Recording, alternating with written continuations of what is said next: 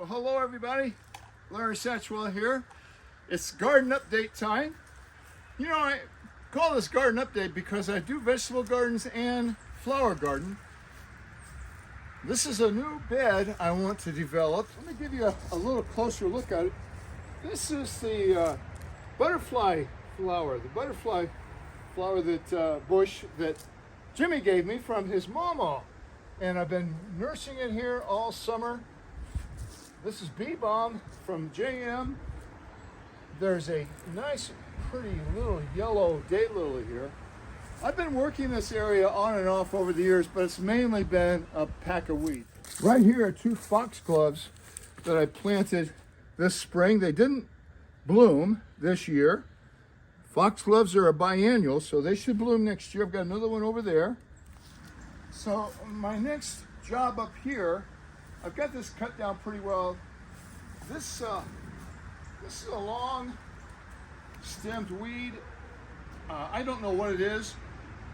Long time ago, my friend who has now passed away, Voight Starling, told me they used to bale that in the Depression days for hay.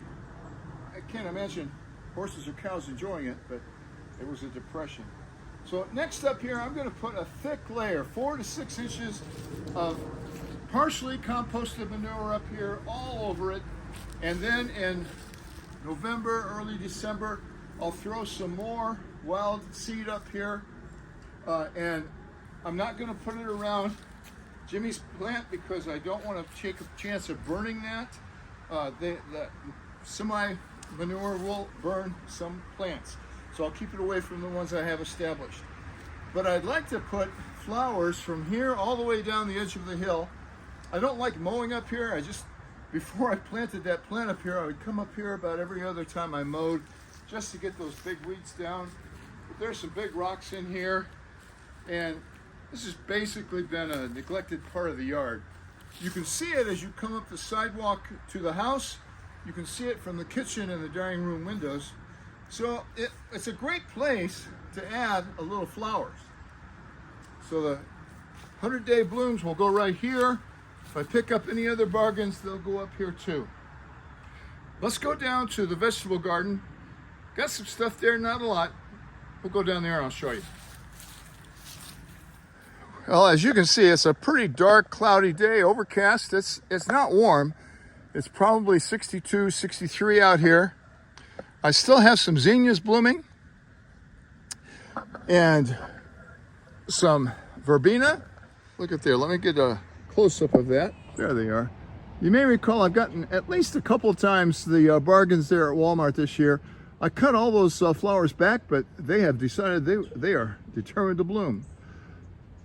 The seed heads on here you can see are pretty ragged because the finches are still coming and eating those up. I have a volunteer tomato plant here blooming. I don't think we'll get any tomatoes off of that. Who knows? There's been years we haven't had a frost until mid-November. I remember one year we didn't have a frost until Thanksgiving. And of course, here's the bricks that I've done nothing with, but I promise myself that I'm going to get to it. So here's where I push back those black-eyed Susans. I'm going to be taking a lot of those out and moving them back to that hill I showed you earlier. Those will make a beautiful background. We finally got 2 inches of rain the other day, so I aerated the little pasture we have here and reseeded it. The horses hate it because they can't go out there, but there wasn't really anything for them to eat anyway. So I've still got flowers blooming. This patch here has just bloomed and bloomed for a long time. The lantana is still doing well. In fact, it's just way too big, but I can't cut it back because that will kill it. I still have the hummingbird feeders up because I thought they were all gone. I hadn't seen any for about 6 or 7 days, and then yesterday I saw 2 coming through. I like this little chickweed. I think that's a pretty flower. These are more of my bargain from Walmart. Nicotina is still blooming, although I haven't been out here to see if there's any hummingbird moths. Cosmos up there. The verbena is scattered throughout, still blooming. We had a cucumber and onion salad the other day, and I've still got one more cucumber coming there, and this one is still growing up here. So I might get a couple. There's some blooms, but we're not going to get many. These are the plants I planted, and look at that. I cut the heads off of those $2 coneflower echinacea plants, and already they're determined to bloom as well. Got cardboard in my paths here. I do that every winter, kind of melts over the winter. We stopped eating the year-round lettuce because it just got bitter, but I've been letting the chickens out. You know, there's a plant that may not be bitter.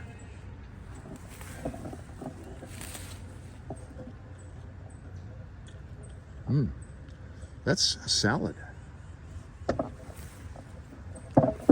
And look at here. I let the chickens out every day, so I've got this covered up. There's a lot of weeds coming up in there, but there are also a lot of lettuce plants, a lot of radishes. It looks like there's a radish ready to looks like there might be a radish ready to pull right there. I've got the hoses out because I've been watering a lot. The lotus, of course, they're not going to bloom. I need to cut those back. Next spring, I'll do a thorough cleaning of this bathtub. I do it about every 3 years just to get the muck out. There are newts in there. I've had turtles in there. There are a couple of goldfish, if they're still alive. I don't know why they wouldn't be. Can't see it. Oh, maybe you can. This is a spider web. Man, I hate running into those. And some of them go for 100 feet. Every morning I come out to do chores and I forget they're here and they go right through my eyes. Whew, I hate that. So I was going to tear this down. In fact, I was going to do it this weekend. But then when I saw a hummingbird yesterday, I thought maybe I should leave it up for a few more days. My bee balm here has terrible powdery mildew, and that's simply because it's not getting any airflow. Today it's really windy. This Mexican petunia has just gone crazy this summer, doing real well. We still have peppers. There's a red ripe one down there, and there are a couple of green ones here. And the okra, I stopped harvesting it, but it's still hanging in there. I want to show you this. These are Shasta daisies. I planted from seed in the basement under lights, and those are going to go up in that patch I was just working on. That, of course, is a sunflower, and these are sunflowers. I don't know if we'll get a bloom. It's going to take another 3 weeks or so without a frost, but it's worth a try. It's worth a try. And that's about it.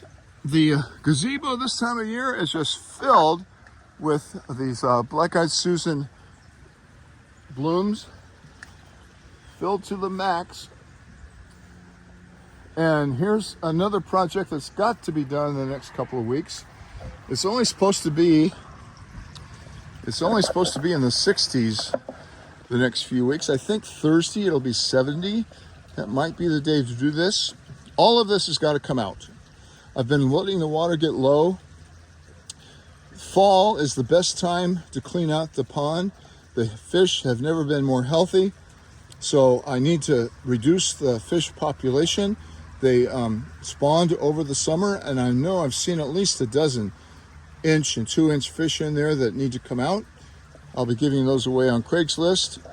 I just have to reduce it.